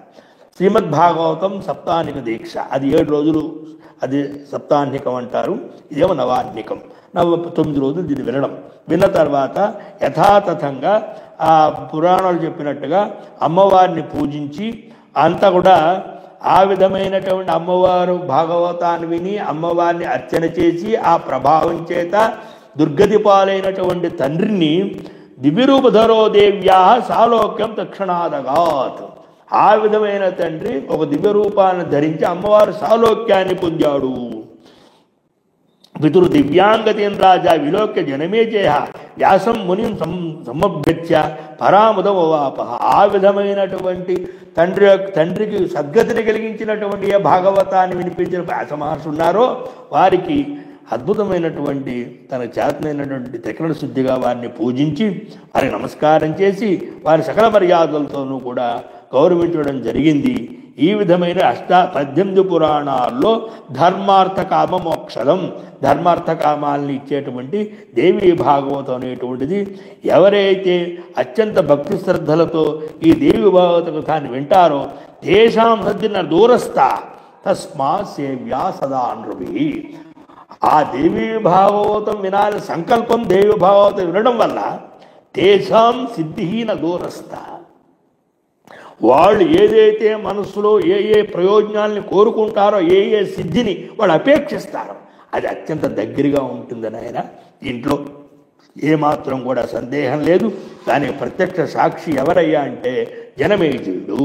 అందువల్ల ఖచ్చితంగా ప్రతి మానవుడు ఉద్ధరించబడాలనుకునేటువంటి వాడు ఖచ్చితంగా దేవీ భాగవత శ్రవణం చెయ్యాలి. దినమర్థం తదర్థం వా ముహూర్తం క్షణమేవ వా ఏ శృణ్వంతి నరా భక్త్యా నతేషాం దివ్యతి క్వచిత్. వెసులుబాటు ఉంది, ఒక రోజంతా వింటారు. వెసులుబాటు లేదు, సగం రోజు వింటారు. ఇంకా లేదు తదర్థం, ఇంకా సగం అంటే 12 గంటలు, 12 గంటల్లో 6 గంటలు, 6 గంటల్లో 3 గంటలు, 3 గంటల్లో గంటన్నర, గంటన్నరలో 45 నిమిషాలు, 45 నిమిషాల్లో 22 నిమిషాలు నర, లేదు ఇంకా దాంట్లో 10 నిమిషాలు. ఇలా క్షణమే ముహూర్తం, క్షణమే ఒక క్షణం, ఒక్క నామం అమ్మవారిది విన్నప్పటికీ కూడా ఆ తల్లి మనల్ని ఏ విధంగా ఉద్ధరిస్తుందో, ఏ విధంగా అనుగ్రహిస్తుందో, ఉద్ధరించబడిన వాళ్ళు తెలుస్తుంది. ఏ నరా భక్త్యా తేషాం దుర్గతి క్వచిత్. వాళ్ళకి అసలు ఎటువంటి దుర్గతి రాదు. ఈ దుర్గతి వచ్చేది దేనివల్ల అంటే కర్మల వల్ల కదా, కర్మక్షయం అయిపోతుంది కదా. కర్మక్షయం అయిపోతే వాళ్ళకి దుర్గతి ఎందుకు? సద్గతే కదా ఇంకా వాళ్ళకి. ఇది నాయన సర్వయజ్ఞేషు తీర్థేషు సర్వదానేషు యత్ఫలం. నాయన నువ్వు ఏదైతే అత్యంత శారీరక శ్రమపడి నువ్వు ఏ యజ్ఞాలు చేస్తున్నావో, ఎంతో కష్టపడి ఎంతో శ్రమపడి ఎన్నో ఆయాస ప్రయాసలు పడి తీర్థయాత్రలకు వెళుతున్నావో, ఏ అత్యంత కష్టపడి ఏ దానాలు నువ్వు చేస్తున్నావో, సర్వయజ్ఞాలు సర్వతీర్థాలు సర్వదానాల యొక్క ఏ ఫలమైతే ఉందో సకృత్ పురాణ శ్రవణాత్ తత్ఫలం లభతే నరః. ఒక్కసారి శ్రీమద్దేవి భాగవతాన్ని నీ జన్మలో నువ్వు వింటే ఖచ్చితంగా నీకు తత్ఫలం లభతే. సర్వయజ్ఞఫలం వస్తుంది, సర్వతీర్థఫలం వస్తుంది, సర్వదాన ఫలం వస్తుంది. నాయన ఇంతకంటే ఏం చెప్పమంటావు అంటూ వ్యాస భగవానుడు గొప్పతనాన్ని, జనమేజుల గొప్పతనాన్ని సూత మహర్షుల వారు నైమిషారణ్యంలో సౌనికాదులు చెప్తూ ఉన్నారు. కృతాదో బహవో ధర్మా కలో ధర్మస్తు కేవలం. కాబట్టి కృతయుగ త్రేతాయుగ ద్వాపర యుగాల్లో అనేక ధర్మాలు ఉన్నాయి, అనేకమైన వ్యవహారాలు ఉన్నాయి, అనేకమైనటువంటి వ్యవస్థలన్నీ ఉన్నాయి. కానీ కృతయుగ త్రేతాయుగ ద్వాపర యుగాల్లో ఉండే ఆయుర్దాయము లేదు, అక్కడ ఉండేటువంటి బుద్ధిబలం లేదు, అక్కడ ఉండేటువంటి వ్యవహారం మనకు లేదు. కాబట్టి ఖచ్చితంగా కలియుగంలో మనకి ఏం చేశారు? పురాణ శ్రవణాధన్య విద్యతే నాపరహ నృణాం. కాబట్టి నువ్వు ఏ ధర్మాలు ఆచరించినా ఏ ధర్మాలు ఆచరించకపోయినా కనీసం పురాణ శ్రవణం చేయడం కంటే మరొక ధర్మం కలియుగంలో లేదు. అందుకని చెప్పారు నామ సంకీర్తనాదేవ కలో ముక్తి. ధర్మసింధు మొదలైన గ్రంథాల్లో కలియుగంలో విశేషంగా చేయవలసిన ధర్మాలు రెండండి. ఒకటి దానము, రెండు భగవన్నామ సంకీర్తనం. ఈ భగవన్నామ సంకీర్తనం కంటే తావన్ మాత్రం చేతనే వాడు ముక్తిని పొందుతాడు అని కలియుగంలో చాలామంది కలియుగంలో చాలా విశేషం అండి. కలియుగ విశేషం మీరంటే బాగా జాగ్రత్తగా. ఏమిటయ్యా అంటే కృతయుగ త్రేతాయుగ ద్వాపర యుగాల్లో పుణ్యం చేస్తే తప్ప పుణ్యం రాదు. అక్కడ క్రతువులను ఆచరించడము, వ్రతాలను ఆచరించడము, ఆ నియమాల్ని పాటించడము, అవి చేస్తే తప్ప వాడికి పుణ్యం రాదు. పాపం సంకల్ప మాత్రం చేత వచ్చేస్తుంది. ఎవరినైనా కొడదాం అనుకున్నా, ఎవరిని తిడదాం అనుకున్నా సంకల్ప మాత్రం చేత కృతయుగ త్రేతాయుగ ద్వాపర యుగాల్లో సంకల్ప మాత్రం చేత పాపం వచ్చేస్తుంది. పుణ్యం చేస్తే తప్ప రాదు. ఎంత కరుణాసముద్రుడి భగవంతుడు. కలియుగంలో పుణ్య సంకల్పం చేత వచ్చేస్తుంది. నేను కాశీకి వెళదాము అంటే కాశీ ఫలం వచ్చేస్తుంది. అహం కాశీం గమిష్యామి తత్రేవ నమిషామ్యహం అంటే పుణ్యం వచ్చేస్తుంది. వాడు అమ్మవారిని దర్శించుకుందాని ఇంట్లో అనుకునే వాడు అమ్మవారిని ఎలాగైనా దర్శించుకోవాలి అని అనుకుంటే అమ్మవారి దర్శన ఫలం వచ్చేస్తుంది. తిరుమల వెంకటేశ్వర స్వామి దర్శించుకోవాలంటే ఫలం వచ్చేస్తుంది. అంటే మనసా వాచక్రమణ త్రికరణ శుద్ధిగా కలియుగంలో మానవుడు తన మనస్సులో చిత్తశుద్ధితో భగవంతుని విషయమైన సంకల్పం చేస్తే ఖచ్చితంగా వాడికి ఆ పుణ్యం సంకల్పం మాత్రం చేతనే వచ్చేస్తుంది. అక్కడికి వెళ్ళినా వెళ్ళకపోయినా. మరి పాపం ఎన్ని అనుకున్నా కూడా పాపం చేస్తే తప్ప పాపం రాదు కలియుగంలో. నువ్వు కొడదాం అనుకుంటే పాపం రాదు, తిడదాం అనుకుంటే పాపం రాదు, చంపుదాం అనుకుంటే పాపం రాదు. చంపాలి, తిట్టాలి, కొట్టాలి అంటే కర్మ చేస్తే తప్ప పాపం రాదు. పాప సంకల్పం పుణ్య సంకల్పం చేత వస్తుంది, పాపం ఆచరిస్తే వస్తుంది.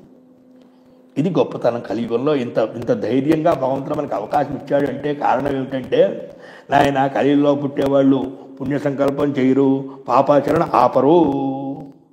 ఇంత ధైర్యం ఆయనకు ఉంది కాబట్టే కలియుగానికి ఇంత అందుకని ఎప్పుడు మా గురుగారు అంటూ ఉండేవారు, నాయన కృతయుగ త్రేతాయుగ ద్వాపర కలియుగాల్లో మోక్షయుగం ఉంటాయా అంటే కలియుగమే మోక్షయుగము. కలియుగంలో మోక్షం చాలా సులభము, కానీ ఎవరు దాన్ని విడిపెట్టరు.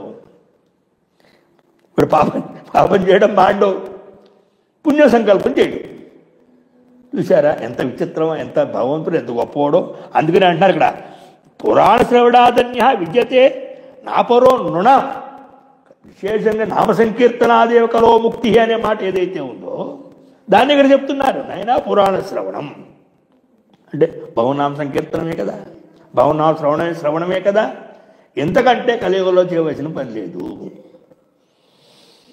ధర్మాచార విహీనానాం కలో అల్పాయుషాన్రణాం వ్యాసహితాయ విదధే పురాణాఖ్యం సుధారసం. ఇందా చెప్పాను నేను, ధర్మాచరణ చెయ్యం మనం, విశేషంగా అల్పాయుష, మనకి అల్ప అల్ప అల్ప ఆయుర్దాయం, అల్పాయుర్దాయం మనకి. ఇటువంటి వాళ్ళ దృష్టిలో పెట్టుకుని మహానుభావుడు సుధారసం అంటే అమృతప్రాయమైన పురాణం అనే సుధారసాన్ని మనకు అందించాడు. దీన్ని ఆస్వాదించాలండి, దీన్ని గ్రహించాలండి, దీన్ని స్వీకరించాలండి. మహానుభావులు శంకర భగవత్పాదుల వారు వివేకచూడామని చెప్తూ, జంతువునాం నరజన్మ దుర్లభం, నాయన 84 లక్షల జీవరాశులు ఉన్నాయి. 84 జీవరాశుల్లో అత్యధికమైన పాపం చేసినటువంటి వాళ్ళు పరమ దుర్మార్గులు, కుంభీపాక నరకాల్లో పడినటువంటి జీవులు ఎవరైతే ఉన్నారో వీళ్ళంతా కూడా మరుజన్మ పశుపక్షాదులుగాను, తిర్యక్ జంతువులుగాను, చెట్లు చేమలుగాను, రాళ్ళు రప్పలుగాను పుడతారు. అది పూర్తయినటువంటి పాపం యొక్క స్వరూపం అది. అదే పుణ్యం అధికంగా, పాపం లేకుండా పుణ్యం అధికంగా ఉన్నవాడు దేవతలుగా పుడతారు. పుణ్యపాపాలు మిశ్రమంగా ఉన్నవాడు మాత్రమే మానవుడిగా పుడతాడు. ఈ పుణ్యపాపాలు మిశ్రమంగా ఉన్నప్పుడు ఈ మిశ్రమంలో పాపభాగం ఎక్కువ ఉంటేనేమో దుర్మార్గుడిగా సంచారం చేస్తాడు, పుణ్యభాగం ఎక్కువగా ఉంటేనేమో ధర్మాత్ముడిగా సంచారం చేస్తాడు. అందువల్ల ఈ పుణ్యపాపాలు సమంగా ఉండేదాన్ని పెంచుకుని తగ్గించుకోవడం, ఇవి రెండూ కూడా ఆలోచించి చేసేటువంటి శక్తి మానవుడికి ఉంటుంది. కాబట్టి మననం కరోతి ఇది మానవ. ఆ విధంగా నేను ఎన్ని జన్మలెత్తానో, ఏం చేశాను, ఈసారి మానవ జన్మ ఎత్తాను, ఈ మానవ జన్మ చరితార్థం చేసుకోవాలి, దీన్ని నిర్ధరించుకోవాలి. జంతువునాం నరజన్మ దుర్లభం, మానవ జన్మ దాని దుర్లభం అన్నారు. మళ్ళీ ఇప్పుడు చస్తే తర్వాత మళ్ళీ మానవ జన్మ వస్తుందో లేదో నాకు తెలియదు. భగవంతుడు ఈ మానవ జన్మనిచ్చాడు, ఆలోచించే శక్తినిచ్చాడు, బ్రహ్మాండమైన వ్యవస్థనిచ్చాడు, ఇదంతా కూడా ఇచ్చాడు. కాబట్టి నేను దీన్ని ఉద్ధరించుకోవాలి, దీన్ని చరితార్థం చేసుకోవాలి, దీన్ని నేను ఉపయోగించుకోవాలి అని అనుకోవాలి. దాన్ని ఇక్కడ చెప్తున్నారు. ఏమిటయ్యా అంటే పురాణాఖ్యం సుధాచార్య. అల్పాయుర్దాయం అయినప్పటికీ కూడా అనేకమైనటువంటి వేదాల్లోనూ శాస్త్రాల్లోనూ రకరకాల చోట ఏదైతే విషయాలు చర్చించారో అదంతా కూడా సారభూతంగా వ్యాసభగవానుడు మనమేందు ఉండేటువంటి అత్యంతమైన వాత్సల్యంతో పురాణ రూపంగా అందించారు. దాన్ని గ్రహించి సుధాం పిబన్, ఇక్కడ చాలా మంచి మాట చెప్తున్నారండి. అబ్బా, అసలు ఇది ఒక గుళికి లాంటి మాట. ఏమిటి? సుధాం పిబేద్ ఏక ఏవ నరః స్యాద్ అజరామరః, దేవ్యా కథామృతం కుర్యాత్ కులమేవ అజరామరం. ఎక్కడైనా ఎప్పుడైనా ఇప్పుడు అమృతం తాగామనుకోండి, అమృతం తాగిన వాడు ఒక్కడే అజరామరంగా ఉంటాడు, వాడొక్కడే. కానీ దేవ్యా కథామృతం కుర్యాత్ కులమేవ అజరామరం, ఏ వంశంలో వాడు దేవ్య భాగవతం శ్రవణం చేస్తాడో, ఏ వంశంలో ఉండేటువంటి ఒక వ్యక్తి ఎవరైతే ఆ దేవీ భాగవత అమృతాన్ని వాడు ఆస్వాదిస్తాడో తన కులాన్ని యావత్తుని కూడా వాడు పావనం చేస్తాడు, అజరామరం చేస్తాడు. ఎలాగండి అన్నాడు, దశపూర్వాన్ దశపరాన్, ముందు పత్తరాల్ని ఆ తర్వాత పత్తరాల్ని ఉద్ధరించేటువంటి మహత్తరమైన భాగ్యం వాడికి లభిస్తుంది. నాయన, ఇవి చాలా గొప్ప విషయాలు, అద్భుత విషయాలు. అందువలన ఈ దేవీ భాగవతం అనేటువంటి అమృత రసాన్ని ఆస్వాదన చేసి నీతో పాటు నీ కులాన్ని కూడా ఉద్ధరించుకోండి అని నైమిషారణ్యంలో స్థౌనుకాలు ఎవరైనా సర్వకర్మానుష్ఠానం చేసిన పవిత్రులు వాళ్ళు, మహనీయులు, మహాత్ములు, కలిదోషాలేవి అంటనటువంటి వాళ్ళు, వాళ్ళకే ఈ విషయం సూతుల వారు చెప్పారంటే మరి నిత్యము మన కలిదోషంలో కలిపురుషుడు అన్ని ఇళ్లలోని వాళ్ళ తాండవం ఆడుతున్నాడే, మరి ఇటువంటి వాళ్ళకి ఎంత అవసరం ఇది. మాసానా నియమోనాత్ర విధానా నియమోపిచ సదాసేవ్యం దేవీ భాగవతనరై.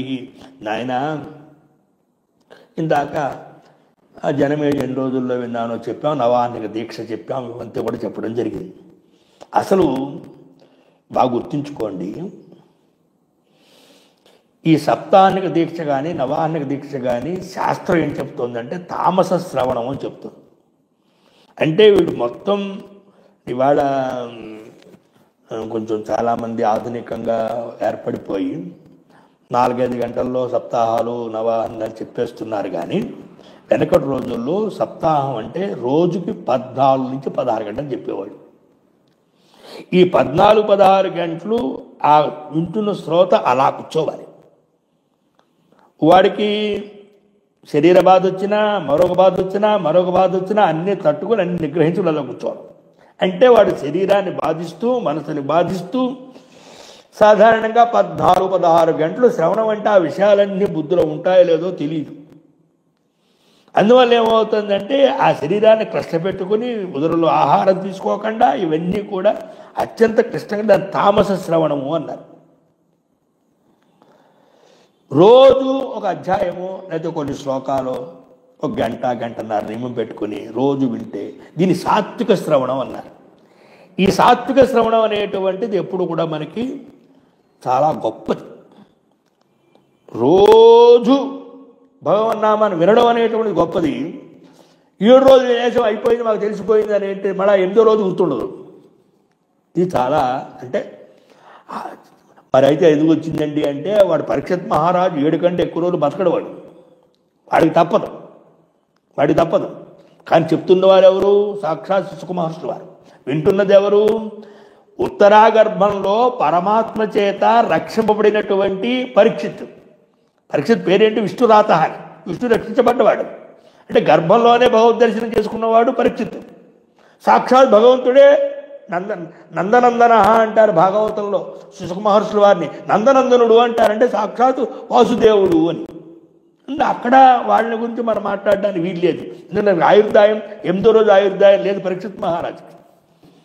అందువల్ల అక్కడ సప్తాహం వచ్చింది అని చెప్తున్నారు. వింటే అంటే తామసం ఎందుకన్నారయ్యా అంటే ఆయన చాలా శారీరక శ్రమ ఉంటుంది, బుద్ధి శ్రమ ఉంటుంది. మీరు ఆధునికంగా చెప్పాలంటే మీరు కంప్యూటర్లో చిప్పులు వేస్తారండి. కంప్యూటర్లో చిప్పులు వేసినప్పుడు చిప్పు ఏదో అంటారు దాన్ని, ఏదో మీరు పెట్టేది.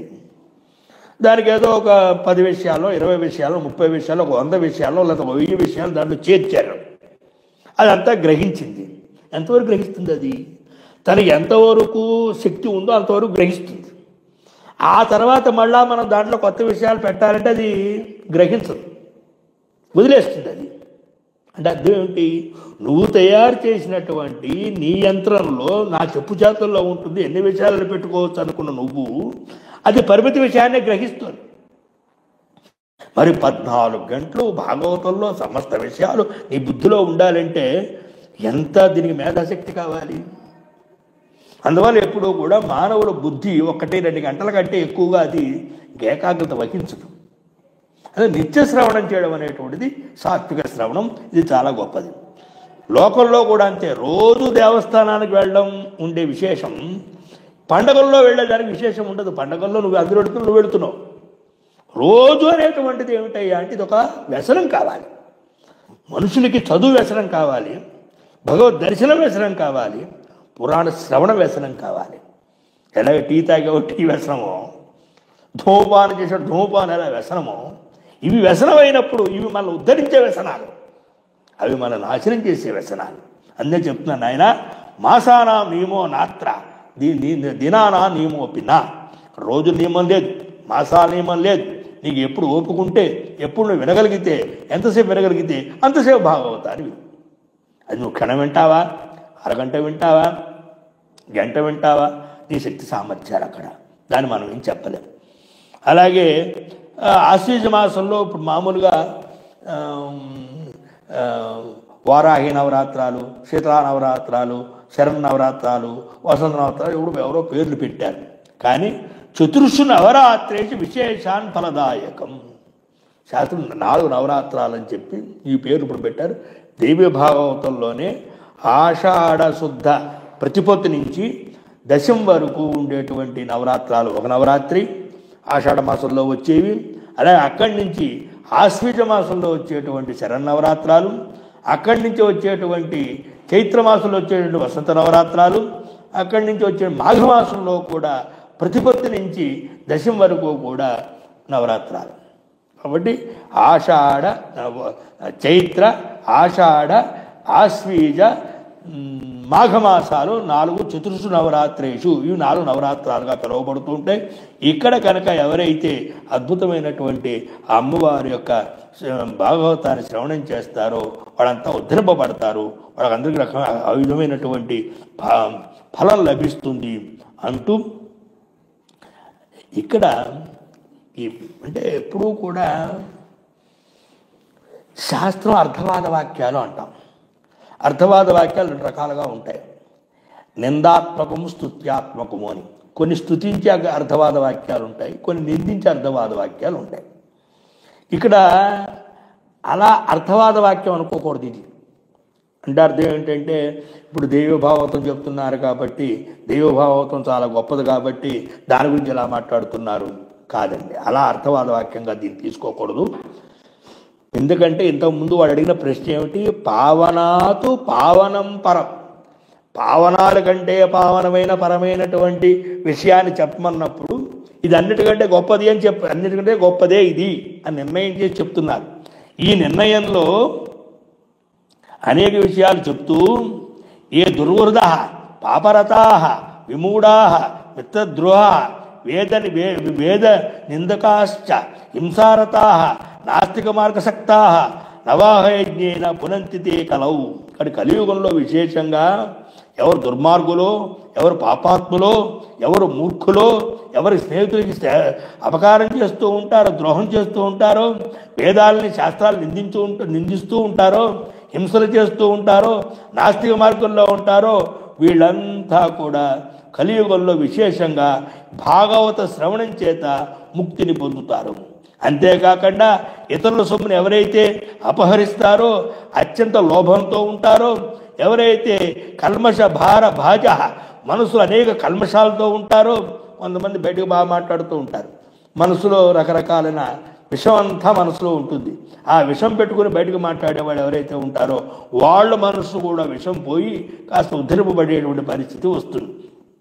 అలాగే దేవత బ్రాహ్మణ భక్తులు లేకుండా ఉంటారో గోవులు ఎందు భక్తి ఉండదు, దేవతల ఎందు భక్తి ఉండదు, బ్రాహ్మణ ఎందు భక్తి ఉండదు.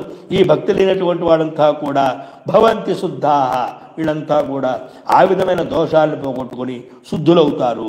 అంతేకాకుండా ఉగ్రమైనటువంటి తపస్సులు, ఉగ్రమైనటువంటి వ్రతాలు, ఏదైతే తీర్థ సేవనలు, ఏదైతే దానాలు, వివిధమైన నియమాలు, విచిత్రమైనటువంటి యజ్ఞాలు, ఏదైతే జపాలు తపాలు, ఏవేదైతే ఫలాన్ని అపేక్షిస్తూ ఉంటారో ఇవన్నీ ఏ ఫలం ఇస్తావో ఏ ఫలం ఇవ్వదో తెలియదు. కానీ దేవీ భాగవతం మాత్రం తదాప్యతి రుణాం, ఖచ్చితంగా వాళ్ళు ఆ అనేకమైనటువంటి జపాలు తపాలు, వాళ్ళు చేసిన తీర్థయాత్రలు, వాళ్ళు చేసిన సేవలకి ఏ ఫలం వస్తుందో ఆ ఫలాన్ని మించిన ఫలం దేవి భాగవత శ్రవణం వల్ల వస్తుంది అంటూ మరో మాట అన్నారండి. తథా న గంగా న గయా న కాశీ న నైమిషం నో మధురా న పుష్కరం పునాతి సజ్జ బద్రీవనం నః యథాహి దేవీ మఖయేవ ఏష విప్రాహ. ఆయన గంగా అక్కడికి వెళ్ళి గంగకి బ్రూయా యోజనానాం శతైరపి ముచ్చి సర్వపాపేభ్యో విష్ణులోకం సగచ్చతి అనేటువంటి అక్కడికి వెళ్ళి గంగలో మునిగితే పవిత్రం చేస్తుంది లేదు మనకు తెలియదు. ఎందుకంటే మనకి అంతఃకరణ శుద్ధి ఉండాలి, రకరకాల వ్యవహారాలు ఉండాలి.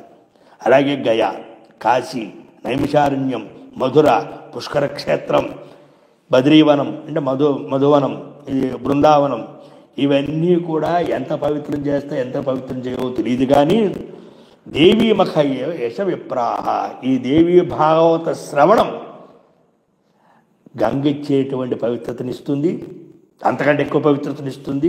ఇందా చెప్పిన వాళ్ళు పవిత్రత అదో దేవీ భాగవతం అత భాగవతం దేవ్యా పురాణం పరతఃపరం ధర్మార్థకామ మోక్షాణం ఉత్తమం సాధనం మతం.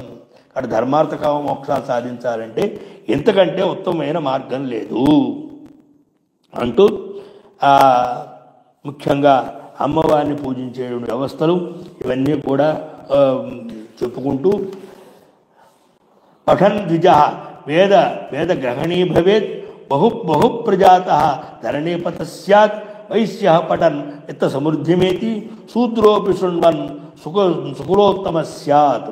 ఎవరైతే ఈ విధమైన దేవీ భాగవతాన్ని బ్రాహ్మణ కనుక చదివితే వేదాంతవేత్త అవుతాడు, వైశ్యుడైతేనేమో రాజుగారైతేనేమో దేశానికి రాజు అవుతాడు, వైశ్యుడైతేనేమో అత్యంత ధనమైనటువంటి ధనవంతుడవుతాడు, శూద్రుడు వినడం వల్లే వాడికి తన కులమంతా కూడా ఉన్నతమైన స్థితిలో ఉంటుంది, ఉత్తమంగా ఉంటుంది అంటూ ఈ దేవి భాగవత శ్రవణం వల్ల మహాత్మ్యంలో చెప్తున్నారు.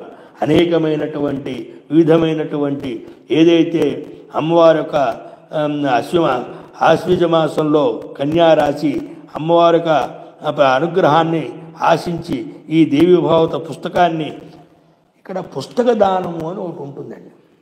దేవి భాగవత అన్నీ కూడా పుస్తక దానాలు. ఈ పుస్తక దానం అనగానే మీకు సాధ్యమైతే చెప్తున్నాను, ఈ పుస్తక దానం అనేది షాపులో కొని ఇవ్వడం కాదు. మనం ఏ గ్రంథాన్ని అయితే ఇద్దాం అనుకుంటున్నా, అది రామాయణం కావచ్చు, భారతం కావచ్చు, భాగవతం కావచ్చు, ఏదైనా కావచ్చు, పురాణాలు 18 పురాణాలు, అష్టాదశ పురాణాలు, ఉప పురాణాలు, లేదా భారతం భాగవతం ఏదైనా ఏ పుస్తకమైనా కావచ్చు. పుస్తక దానం చేద్దాం అన్నప్పుడు ఏం చెప్పాడంటే ఇక్కడ చూడండి బ్రహ్మాండంగా, దేవీ ప్రీతిపదం భక్త్యా శ్రీ భాగవత పుస్తకం దత్యాద్ విప్రాయ యోగ్యా సదేవ్యా పదివేలభేత్ భాగవతం దేవీ భాగవతస్యాపి శ్లోకార్థమేవ వా భక్త్యా ఇష్టపడే నిత్యం సదేవ్యా ప్రీతిభాగ్ భవేత్. ఇక్కడ ఏం చేయాలంటే పుస్తకాన్ని ఇచ్చే దాత తన చేతులతో రాసి ఇవ్వాలండి.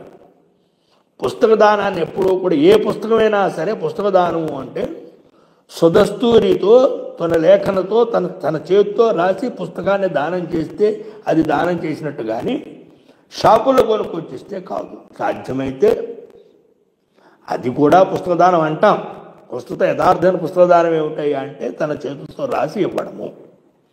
ఇటువంటి పుస్తక దానం చాలా గొప్పగా చెప్పారు. అటువంటి వాడు అమ్మవారు యొక్క సదేవ్యా పదవీం లభేత్. ఈ విధమైన ఎవరైతే తన దస్తూరితో పుస్తకాన్ని రాసి యోగ్యమైనటువంటి యోగ్యాయ విప్రాయ దద్య యోగ్యమైన బ్రాహ్మడికి ఇస్తే అమ్మవారి యొక్క సాన్నిధ్యాన్ని చేరుకుంటాడు. ఉపసర్గ భయాలన్నీ కూడా పోతాయి, ఉత్పాదనలు కూడా నశించిపోతాయి. బాలగ్రహకృతం యచ్చ భూతప్రేతకృతం భయం దేవీ భగవతస్య శ్రవణాది యాది దూరత. ఈ బాలారిష్టాలు భూతప్రేత ఇవన్నీ కూడా భాగవత శ్రవణం వల్ల నశించిపోతాయి. ఈ భాగవత శ్రవణాన్ని చదవడం కానీ వినడం కానీ ఇవన్నీ కూడా ఏం చేస్తాయి, ధర్మార్థ కామ మోక్షాలు కలగజేస్తాయి. శ్రవణాత్ వసుదేవోస్య ప్రసేనాన్వేషణే గతం వాసుదేవోస్య ప్రసేనాన్వేషణ గతం చిరాయితం విప్రం ప్రియం పుత్రం కృష్ణం లబ్ధా ముమోద. ఇక్కడ వసుదేవుడు కూడా ఈ భాగవత శ్రవణాన్ని విని ఆ అత్యంతమైనటువంటి తనకి చిరాయితం ప్రియం పుత్రం కృష్ణం లబ్ధం మోద, చాలా కాలం తనకి దృశ్యమానం కాకుండా ఉన్న కృష్ణుడిని కూడా దర్శించుకుని ఆనందాన్ని పొందాడు. ఏతాం శృణుయాద్ భక్త్యా శ్రీమద్భాగవతీం కథాం ముక్తిం సలభతే భక్త్యా ఇష్టపడేది మాం.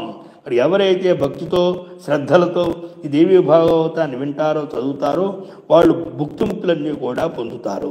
అంటే మొట్టమొదటిసారిగా వసుదేవుడు దేవీ భాగవతాన్ని విని కృష్ణ పరమాత్మకు దర్శనం చేసుకున్నాడు. అంటే బాల్యం అంతా కూడా ఆయన రేపల్లో గడిపాడు. దేవకీదేవి వసుదేవుడికి కృష్ణ పరమాత్మ దర్శనం లేదు. కృష్ణ పరమాత్మ దర్శనం ఎలా కలిగింది వీళ్ళకి అంటే ఆ కంస సంహారం తర్వాత ఏర్పడింది. ఈ కంస సంహారానికి కావలసినటువంటి శక్తిని ప్రచోదన చేసినటువంటి వాడు ఎవరయ్యా అంటే పరదేవత అని. ఆ పరదేవత అనుగ్రహం చేత ప్రబల శత్రువైనటువంటి కంసుని సంహారం చేసి తల్లిదండ్రుని కలిశాడు అనేది మన ఉపాఖ్యానం భవిష్యత్తులో ముందు వస్తుంది. తర్వాత దాన్ని మనం విచారణ చెయ్యొచ్చు. అంతేకాకుండా ఈ భాగవత శ్రవణం వల్ల కలిగేటువంటి ప్రధాన ఫలం ఏమిటి? అపుత్ర లభతే పుత్రం. ఎవరికైతే పుత్రుడు పుత్రుడు కలుగుతాడు. పుత్రి కలగచ్చు కదండి, పుత్రుడు కలగచ్చు కదా అంటారు. శాస్త్రంలో పుత్రుడికి ఉన్న అధికారం పుత్రికి లేదు. చట్ట ప్రకారంగా నేను చెప్పిన చట్ట ప్రకారంగా నేనేం మాట్లాడను.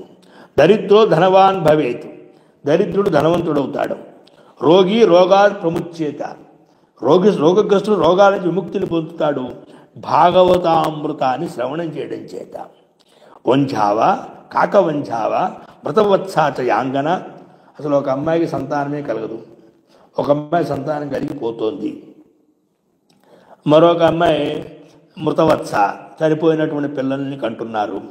ఈ విధమైనటువంటి ఏదైతే వాళ్ళకి సంతానం లేకపోవడం కానీ, కలిగిన సంతానం పోవడం కానీ, లేదా మరో విధంగా ఉంటే దేవీభావ సృత్వ లభేత్ పుత్రం చిరాయుషం. ఈ దేవీభావతో శ్రవణం వల్ల చిరాయువు కలిగినటువంటి పుత్రుడిని పొందుతారు. దీంట్లో ఏమాత్రం సందేహం లేదు. పూజితం యద్గృహే నిత్యం శ్రీ భాగవతం పుస్తకం తద్గృహం తీర్థభూతం వసతాం పాపనాశనం. ఏ ఇంట్లో శ్రీమద్ దేవీ భాగవతం పూజింపబడుతుందో ఆ ఇల్లు పుణ్యక్షేత్రం లాంటిది. ఇది ఇప్పుడున్న ఆధునికులు తెలియదేమో కానీ ప్రాచీన కాలంలో పండితులంతా కూడా రోజు వాళ్ళు చదువుతున్న పుస్తకాలకి పుష్పాలు పెట్టేవాళ్ళు. అంటే పుస్తక పూజ. ఆ పుస్తక పూజ ఏమిటయ్యా అంటే అక్కడ లక్ష్మీ సరస్వతి నిత్య నివాసం ఉంటారు అని వెనకటి రోజుల్లో సాంప్రదాయంగా ఉండేది. కాబట్టి ఇప్పుడు మీ చేతనైతే ఏ రామాయణమో, ఏ భాగవతమో, ఏ దేవీ భాగవతమో, అయితే 18 పురాణాల్లో ఏదో ఒకటి తెచ్చుకుని కాస్త దేవుడి దగ్గర అడి పెట్టి ఆ పుస్తకాల మీద పుష్పాలు ఉంచితే పూజ చేసినట్టు. అది కూడా మీకు అఖండమైనటువంటి ఫలితాన్ని ఇస్తుంది. ఇది మనం చేయగలిగింది, చేసుకునేందుకు అవకాశం ఉన్నటువంటిది. కాబట్టి ఇది కూడా చేసుకుంటే చాలా బాగుంటుంది. విశేషంగా అమ్మవారిని అష్టమ్యాం, చతుర్దశ్యాం, నవమ్యాం భక్తి సంయుత ఎప్పటే శృణుయాద్వాపి ససిద్ధిం లభతే పరాం. ఎవరైతే విశేషంగా నెల రోజులు, సంవత్సర కాలం పూట, లేదా నేను బతుకున్నంత వరకు యావజ్జీవం అమ్మవారిని ఆరాధన చేస్తానంటే తప్పులేదు. అది మీ శక్తియుక్తులు, మీకుండేటువంటి వెసులుబాట్లు, మీకుండే సౌకర్యాలు. అయ్యో అంత చేయమండి, కృష్ణపక్షం మాత్రమే చేస్తాం లేదా శుక్లపక్షం మాత్రం చేస్తాము అంటే అది వేరు. ఇవి కూడా కాదు, ఇంకా ఏమైనా మనకి ఇంకా ఏమైనా విశేషాలు ఉన్నాయంటే అష్టమ్యాం, నవమ్యాం, చతుర్దశ్యాం. అష్టమి నాడు, నవమి నాడు, చతుర్దశి నాడు అమ్మవారిని అంటే భగవంతుని అమ్మవారిని విశేషంగా అమ్మవారికి చెప్పారు. అమ్మవారిని అర్చన చేస్తే మొత్తం సంవత్సర ఫలం ఎప్పటే శృణుయాద్వాపి ససిద్ధిం లభతే పరాం. వాడు అటువంటి వాడు సర్వసిద్ధుల్ని పొందుతాడు, సర్వవిధమైన శ్రేయస్కరాన్ని పొందుతాడు. పఠన్ ద్విజో వేద వేద వేద వేద వేద విదగ్రహిణీర్భవేత్ బాహు ప్రజాత ధరణీపతి స్యాత్ వైశ్య పఠన్ విత్త సమృద్ధిమేతి శూద్రోపి శృణ్మన్ సుకులోత్తమో స్యాత్. ఈ రంగం చెప్పంగా ఈ విధమైనటువంటి దేవీ భాగవత శ్రవణంలో మొదటి అధ్యాయంలో చివరిగా ఏం చెప్తున్నారయ్యా అంటే, బ్రాహ్మడు కనుక ఈ భాగవతాన్ని శ్రవణం చేసినా పఠించినా వాడు వేదవేత్త అవుతాడు. క్షత్రియుడైతే దేశానికి రాజు అవుతాడు. వైశ్యుడైతే ధనవంతుడు అవుతాడు. శూద్రుడు వినడం వల్ల, ఈ మాట మళ్ళా చెప్తా అనుకోకండి, శూద్రుడు వినడం వల్ల వాడికి కావాల్సినటువంటి వంశాభివృద్ధి, వాడికి కావాల్సిన సమస్త సుఖాలు వాడికి లభిస్తాయి. శ్రవణాది వాడు వింటే చాలు, చదవక్కర్లేదు. ఇది శాస్త్రం. ఇది విన్నవాడు వినండి, లేనివాడు మీ ఇష్టం. ఎప్పుడూ కూడా వీళ్ళు కొంతమంది అంటూ ఉంటారు, విష్ణు సహస్రంలో వేదాంగో బ్రాహ్మణ క్షత్రియో విజయీ భవేత్ శూద్ర వైశ్వసన సమృద్ధి స్యాత్ శూద్రస్కుమాపునియాత్ ఉండగండి. శూద్రుడు విష్ణు సహస్రనామాలు ఇవన్నీ స్త్రీలు కావచ్చు, శూద్రులు కావచ్చు, వీళ్ళంతా కూడా ఆయా లలితా సహస్రాలు, విష్ణు సహస్రాలు చదవడం వల్లే వాడికి సుఖం వస్తుంది అని అంటే, స్పష్టంగా విష్ణు సహస్రనామావళి శాంకర భాష్యం ఉంది. శంకర భగవత్పాదుల వారు శ్రీశూద్రాణం శ్రవణాదేవ ఫలం అతు పఠనాత్. వాళ్ళు చదవడం వల్ల ఫలితం రాదు, వినడం వల్ల వస్తుంది అని శంకర భగవత్పాదులు వారు రచించారు. అదే మనకి ప్రమాణం. అందుకనే ఇక్కడ శూద్ర సుఖమాప్నుయాత్ అంటే శ్రవణాదే సుఖమాప్నుయాత్. ఇప్పుడు వినడం వల్లే సుఖాన్ని పొందుతాడు. దేవి భాగవతం కూడా వినడం వల్లే సుఖాన్ని పొందుతారు. ఈ విధమైనటువంటి ఎవరికి అది కాదు. గమనించుకోవాల్సింది ఏమిటంటే, ఒక పొరపాటు పడుతుంది లోకం. ఎక్కడ పొరపాటు పడుతుందంటే, జ్ఞానం వేరు, కర్మానుష్ఠానం వేరు. జ్ఞానానికి అందరూ అధికారులే. వర్ణ వ్యవస్థ, వర్ణాశ్రమ వ్యవస్థ అక్కడ లేదు. ఎందుకంటే ఎవడైనా జ్ఞానం అవుతాడు, ఎవడైనా ఉద్ధరింపడు. కర్మానుష్ఠానం వచ్చేటప్పటికీ చాతుర వర్ణాల వాళ్ళకి ఆయా వర్ణాలను అనుసారంగా కర్మ చెప్పబడి ధర్మం, ఆ ధర్మాన్ని పాటించాలి. దాన్ని ఇక్కడ చెప్తున్నారు. మరొక ఉపాఖ్యానం తర్వాత వ్యవహారంలో చూద్దాం. ఇంకెక్కడి నుంచి మనకి ఏమిటంటే, శ్రీకృష్ణ పరమాత్మ శమంతకమణిని పొందేటువంటి ఒక ఉపాఖ్యానం రాబోతోంది. అలాగే రేవతి నక్షత్రాల్లో రేవతి తను భూమి మీద పడిపోతుంది కొన్ని కారణాల చేత, అది కూడా ఇక్కడ వస్తుంది. ఆ ఎలా ఉద్ధరింపబడింది, సూర్యవంశ రాజుల్లో సుదర్శన అని ఒకడు ఉంటాడు, వాడు ఏ విధంగా అమ్మవారితో ఉద్ధరింపబడ్డాడు, ఇవన్నీ కూడా ఉపాఖ్యానాలు వస్తూ ఉన్నాయి. అవన్నీ కూడా మరోసారి చూద్దాం. స్వస్తి ప్రజాభ్య పరిపాలయంతాన్యాయేన మార్గేణ మహిం మహించాః గోబ్రాహ్మణేభ్య సోమస్తరిత్యం లోకా సమస్తా సుఖినో భవంతు.